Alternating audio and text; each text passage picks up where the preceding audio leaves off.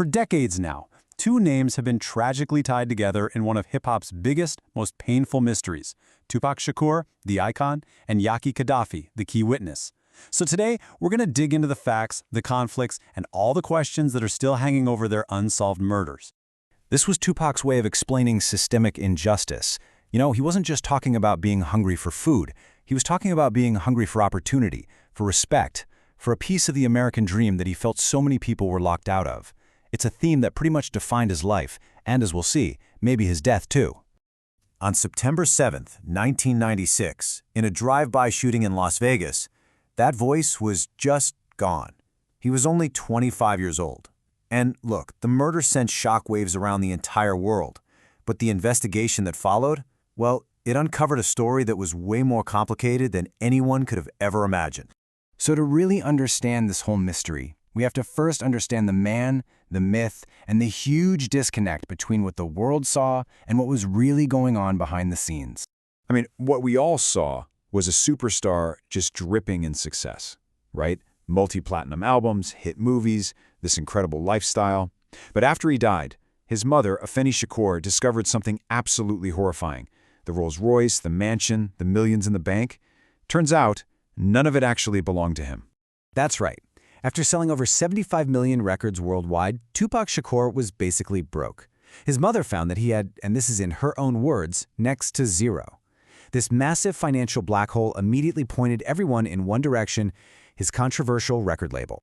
And that, of course, brings us to Death Row Records and its infamous CEO, Suge Knight. Their whole relationship was built on a deal that, looking back on it now, looks a whole lot more like a trap. So here's how it went down.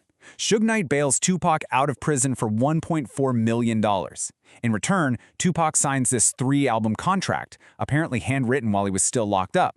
Get this, he's then forced to use the label's own lawyer. I mean, that's a massive conflict of interest right there.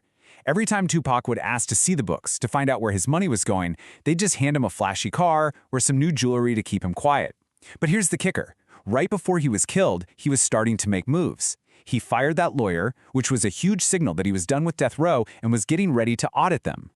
This has been the main question that has haunted this case for years. Did Tupac's attempt to finally get control of his own money get him killed?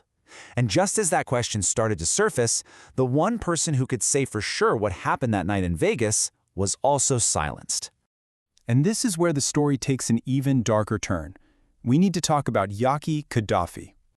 Yaki Gaddafi, born Yafe Fula. You gotta understand, he wasn't just some guy in Tupac's group, the Outlaws. They were like brothers. Their mothers were actually close friends back in the Black Panther Party. He was in the car directly behind Tupac's on the night of the shooting, and he told police he saw the gunman's face. He was ready to identify him. And this is what makes this whole case so chilling. Look at the timeline.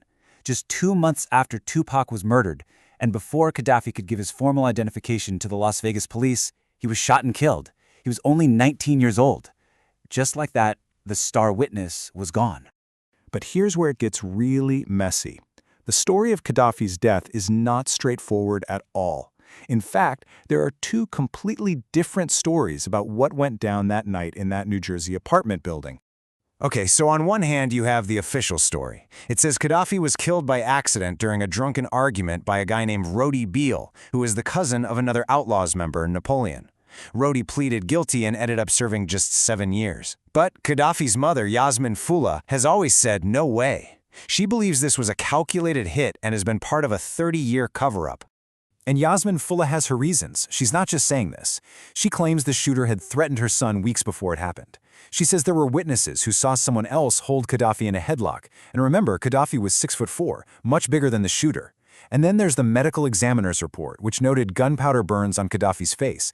That points to a close-range, direct shot, not some wild, accidental one. So after all of this, what are we even left with?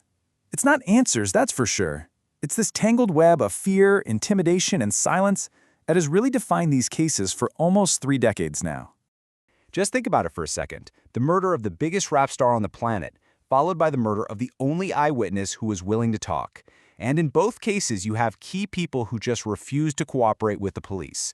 In Gaddafi's case, that accident story shut down any deeper investigation almost immediately.